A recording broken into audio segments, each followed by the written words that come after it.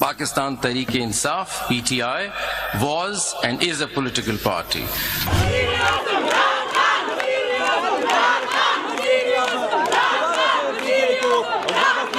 तहरीक-ए-इंसाफ जमात थी, है, ये फैसला है और रहेगी, ये पेशगोई है हमारी।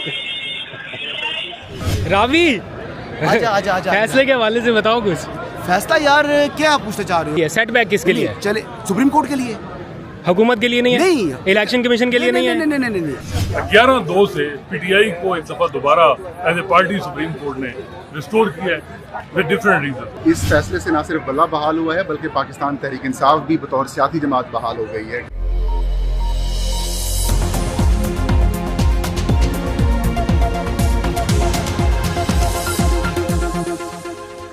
बिस्मिल्लाहिर्रहमानिर्रहीम, अस्सलाम वालेकुम। पाकिस्तान और दुनिया भर में देखने और सुनने वालों को अब्दुल कादिर का सलाम। इस वक्त मैं सुप्रीम कोर्ट ऑफ पाकिस्तान में मौजूद हूँ। यहाँ पर आप बैकग्राउंड में देख सकते हैं सुप्रीम कोर्ट की बिल्डिंग, और वक्त जो है वो पूरे 12:05 हो चुके हैं, यानी टाइम हो गया फ़ैसला सुनाए जाने का।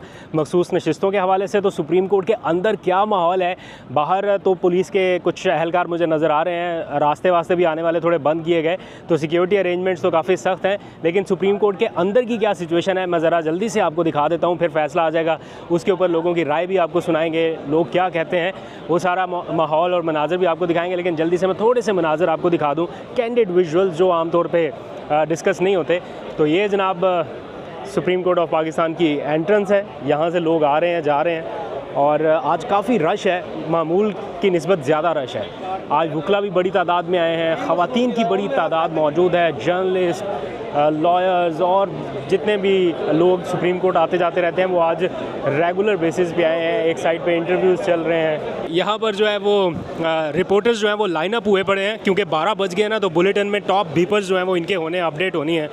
तो यहाँ पर आप देखें, एक रिपोर्टर, फिर आगे दूसरा, तीसरा, चौथा, पाँचवा, तो ये सारे रिपोर्टर्स जो हैं वो इस वक्त लाइनअप हैं, और यहाँ पर जो सपोर्ट करने वाले लोग हैं अल्हम्दुलिल्लाह वो भी पहुँच रहे हैं। तो फ़ैसले की घड़ी अब बिल्कुल करीब है, चंद मिनट्स ही बाकी हैं फ़ैसला आने में। तो इस वक्त मुझे आपको भी अपडेट करना है, ARY को भी। ये वो लम्हात हैं जब फ़ैसला सुप्रीम कोर्ट की बिल्डिंग में सुनाया जा रहा है। PTI के पास जाएंगे, हाँ, सुन्नी इत्तेहाद कौंसिल के पास। तहरीक-ए-इंसाफ जमात थी, है, ये फ़ैसला है और रहेगी, ये पेशगोई है हमारी।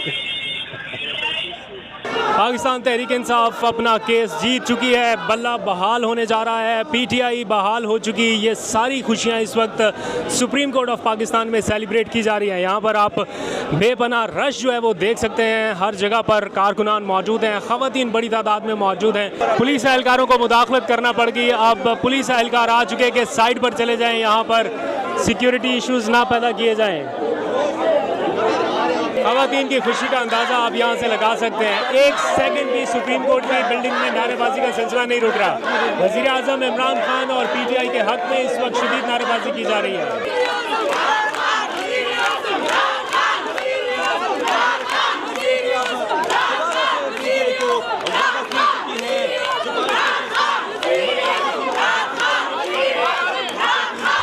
क्या ज़बरदस्त लैंडमार्क जजमेंट आई है। ये पाकिस्तान तहरीक इंसाफ के लिए तीसरा सबसे बड़ा फ़ैसला है इस रीसेंट टाइमलाइन का। यानी PTI के लिए सबसे बड़ी खबर क्या हो सकती है, अगर एक लम्हे के लिए सोचें, सबसे बड़ी खबर वो इमरान खान की रिहाई है। अभी तक वो नहीं हुई, उसका इंतज़ार है। पहली खबर तो इमरान खान की रिहाई, दूसरी सबसे बड़ी खबर इलेक्शन में जीत के हवाले से थी, और वो उन्होंने साबित कर दिखाया, वो उनको मिली। और उसके बाद जो तीसरी बड़ी खबर हो सकती थी वो है मैंडेट की वापसी से मुतालिक, और इस मैंडेट की वापसी का बाकायदा आगाज़ आज से हो चुका। और ये एक ऐसा लैंडमार्क डिसीजन आया जिसके नतीजे में ना सिर्फ मैंडेट की वापसी शुरू हो गई, बल्कि पाकिस्तान तहरीक इंसाफ कौमी असम्बली में सबसे बड़ी अक्सरियती जमात बन गई। इलेक्शन जीतने के फ़ौरन बाद भी सबसे बड़ी जमात थी, लेकिन बाद में सीटों में रद्द-बदल हुई, जो कुछ भी हुआ उसके बाद अब ये जो फ़ैसला आया, इसके नतीजे में PTI सबसे बड़ी सियासी जमात ऐवान में बन चुकी। अब यहाँ पर है सुप्रीम कोर्ट ऑफ पाकिस्तान, इसके बिल्कुल बराबर में यहाँ पर है पार्लियामेंट हाउस, और इस सुप्रीम कोर्ट की बिल्डिंग के बिल्कुल सामने यहाँ पर है इलेक्शन कमीशन। तो इलेक्शन कमीशन से आने वाला फ़ैसला हो या सियासी मुखालिफिन की जानिब से आने वाला फ़ैसला हो या पेशावर हाई कोर्ट से आने वाला फ़ैसला, पाकिस्तान तहरीक इंसाफ के ख़िलाफ़ आने वाला हर फ़ैसला जो इलेक्शन में मैंडेट चोरी से मुताल्लिक था, वो तमाम के तमाम फ़ैसले आज कलादम करार दे दिए गए हैं और यूँ 8 जजेज़ ने आज तारीख लिख दी। वैसे तो 8 जजेज़ का ये फ़ैसला है, लेकिन अगर तकनीकी एतबार से देखा जाए तो 11-2 का ये फ़ैसला है, यानी 11 जजेज़ जो हैं, 8 ने तो बड़ा वाज़े फ़ैसला दे दिया ना, जबकि बाकी 3 जजेज़ ने भी पीटीआई की फ़ेवर किया। सिर्फ 2 जजेज़ ने इख्तलाफ किया, जस्टिस नईम अफ़गान ने और काजी फ़ाइज़ ईसा साहब ने। उन्होंने अपना इख्तलाफी नोट जो है वो लिख दिया। टीवी चैनल्स आपके सामने सब कुछ बता रहे हैं। इस वक्त पीटीआई के जो लोग हैं जो आना चाहते थे पाकिस्तान तहरीक इंसाफ में, लेकिन इलेक्शन कमीशन और हाई कोर्ट के फ़ैसलों की वजह से नहीं आ पा रहे थे, बड़े खुश दिखाई दे रहे हैं और सेलिब्रेशन का सिलसिला इस वक्त भी जारी है। पीटीआई ने ये फ़ैसला किया है कि वो इसको बड़े पैमाने पर सेलिब्रेट करेगी ऑल अक्रॉस द कंट्री, लेकिन उसके लिए अभी इमरान खान से मुशावरत रहेगी। लेकिन कुछ पॉइंट्स मैं जल्दी से आपको बता देता हूँ। इस व्लॉग में आप रावी की बेचैनी भी आगे चल के सुन सकेंगे, एक्सपर्ट ओपिनियंस जो है वो भी आप सुन सकेंगे कि अब इलेक्शन कमीशन के पास सिर्फ 15 दिन का वक्त क्यों है। बेसिकली पीटीआई के साथ नाइंसाफ़ी भी भरपूर हुई है और इंसाफ भी भरपूर कर दिया गया। ये क्रक्स है इस आज के फ़ैसले का। नाइंसाफ़ी भी बहुत जाबराना तरीके से हुई और इंसाफ भी आज भरपूर किया गया। यानी सुन्नी इत्तेहाद कौंसिल गई थी सुप्रीम कोर्ट के पास कि जनाब ये आज़ाद उम्मीदवार हमारे हैं, हमें मखसूस नशिस्तें दी जाएँ, लेकिन सुप्रीम कोर्ट ऑफ पाकिस्तान ने यह कह दिया कि पीटीआई एक सियासी पार्टी थी और है। इलेक्शन कमीशन को अब इंट्रा पार्टी इलेक्शन तस्लीम करना पड़ेंगे, उनके पास और कोई ऑप्शन नहीं है, क्योंकि बल्ला दे या ना दे अब सुप्रीम कोर्ट ने कह दिया। दैट मीन्स कि बल्ला भी बहाल हो गया, पीटीआई की भी धमाकेदार किस्म की वापसी हो रही है, तमाम अरकान भी वापस आ गए, पीटीआई अक्सरियती जमात भी बन गई।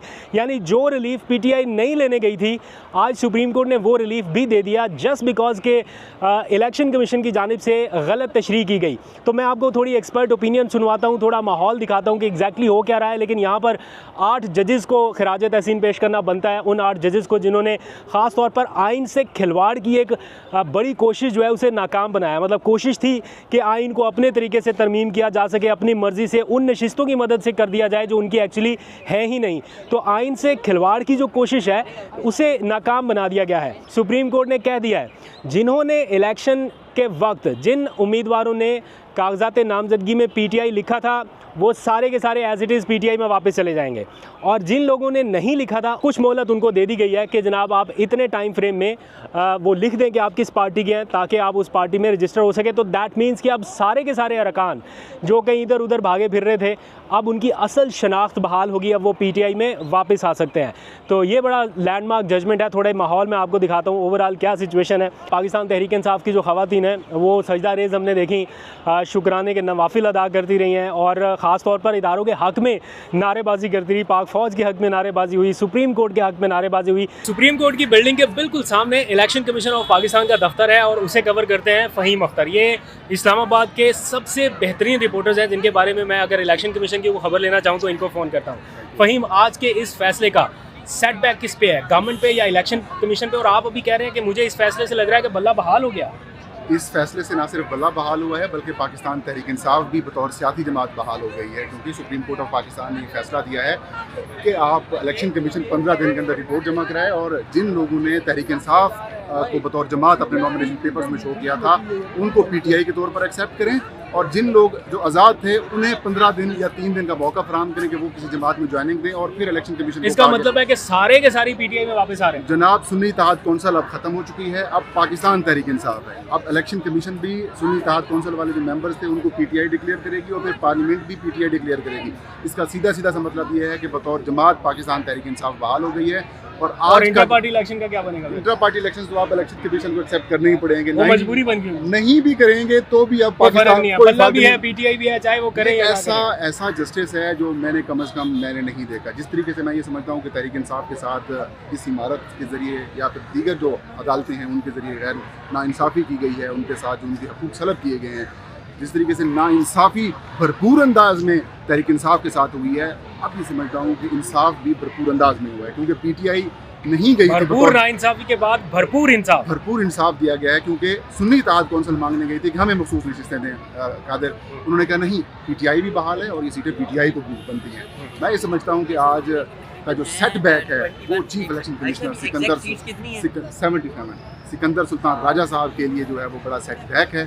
और मैं as a journalist, as a Pakistani ये डिमांड करता हूँ कि जिस तरह पार्टी बन के इलेक्शन कमीशन ने किरदार अदा किया है, आज उनको रिजाइन कर देना चाहिए। मेरा ख्याल है तफसीली फैसले में इलेक्शन कमीशन के हवाले से कुछ होगा। करनी चाहिए, कादिर माजरत करनी चाहिए। और जो बातें की जा रही थी 2/3 अक्सरियत के साथ कि हुकूमत की 2/3 अक्सरियत बन जाएगी, 2/3 अक्सरियत से एक्सटेंशन हो जाएगी, और आज फैसला 2/3 अक्सरियत से काजी साहब के खिलाफ, हुकूमत के खिलाफ। ऑलराइट जी, thank you very much. Faheem Akhtar की आप राय सुन रहे थे। तो ये इस वक्त ओवरऑल सिचुएशन है। जो सुप्रीम कोर्ट को कवर करने वाले गुरु रिपोर्टर्स हैं वो भी यहाँ पर मौजूद हैं, अपने अपने व्लॉग स्टार्ट करने लगे हैं। क्या फैसला है आज का, आसान लफ्ज़ों में आवाम को ज़रा समझाएं। देखिए, मेरा ख्याल है कि ये तो अगर देखा जाए तो ये 11-2 से पीटीआई को एक दफ़ा दोबारा as a party supreme court ने रिस्टोर किया है विद डिफरेंट रीजन। 8 जजेस ने कहा कि ये जो कैंडिडेट जो MNAs हैं ये पीटीआई के हैं और इनको पीटीआई में दोबारा ज्वाइन जो इलेक्शन कमीशन करे। दूसरा जो चीफ जस्टिस काजी फैसला का था, उनका भी ये था कि उनके साथ जस्टिस जमाल मंदोखेल, 2 जजेस का ये पॉइंट ऑफ व्यू है कि जी जो जनवरी 13 के फैसले पे जो कैंडिडेट पीटीआई के थे उनको इंडिपेंडेंट डिक्लेयर किया, वो भी गलत किया। तो अब इलेक्शन कमीशन जिन कैंडिडेट ने अपनी एफिलिएशन पीटीआई के साथ की उनको मद्देनजर रख के दोबारा जो प्रोपोर्शनल रिप्रेजेंटेशन यानी ये रिजर्व सीटें तकसीम करे। उनका ज़रा डिफरेंट थोड़ा सा था कि जी जिन्होंने जो है वो नॉमिनेशन पेपर पे पीटीआई की और उनका भी ये ख्याल था कि जनवरी 13 का फैसला जो है वो उसकी इंटरप्रिटेशन ठीक नहीं। जैसे याह्या अफरीदी का भी यही था कि पीटीआई को सीटें मिलें। सिर्फ 2 जजेस जैसे नईम अफगान और जो जस्टिस अमीनुद्दीन खान है, उनका ये फैसला है कि पेशावर हाई कोर्ट का फैसला ठीक था, इलेक्शन कमीशन का फैसला ठीक था। जो ये माले गनीमत 78 सीटें दूसरी जमातों को मिली, हुक्मरान जमातों को, ये ठीक। मुख्तसर कमेंट काजी फैज़ल साहब के फैसले पे कर दें। काजी फैज़ल साहब किस तरफ खड़े हैं?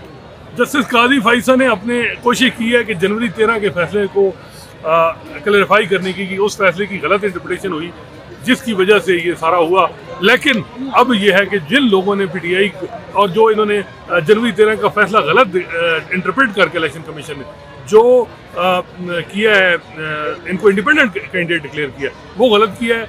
अब नॉमिनेशन पेपर में इलेक्शन कमीशन देखे उसके मुताबिक वो रिजर्व सीट दे। मेरा ख्याल है कि उसमें टेक्निकली अगर आप देखें तो हुकूमत फिर कामयाब हो जाती, इलेक्शन कमीशन फिर कुछ ना कुछ कर देता और वो ज़्यादा रिजर्व सीटें जो थी वो दूसरी जमातों को ही जानी थी। लेकिन इसी वजह से जो मजीद क्लैरिटी वो जैसे मंसूर अली शाह ने दी है और उन्होंने जो कह दिया है उसके बाद कोई और इलेक्शन के पास कमीशन के पास कोई चारा ही नहीं। जो जितने MNAs हैं, जितने MP सुन्नी इत्तेहाद कौंसिल के हैं, वो पीटीआई के डिक्लेयर होंगे। Right, thank you very much. आवाम का जो मैंडेट छीना गया था वो रिजर्व सीट जो पाकिस्तान सुन्नी इत्तेहाद कौंसिल और पाकिस्तान तहरीक इंसाफ जो कि बुनियादी तौर पे एक ही हैं, ये उनका हक बनता था।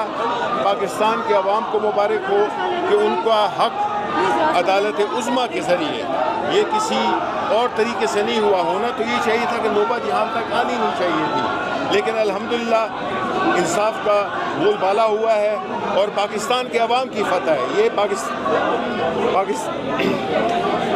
जज्बाती हो गए आप। काजी साहब जो एक्सटेंशन लेना चाह रहे थे, काजी फैज़ल साहब, उसके बारे में क्या कहेंगे? देखें जी, हमें हर किस्म के उसके लिए हमने बड़ी सब्र इस्तिकामत से, हमारा लीडर इमरान खान जो कि इस वक्त जेल में एक छोटी सी कोठरी में उसको नज़रबंद किया हुआ है,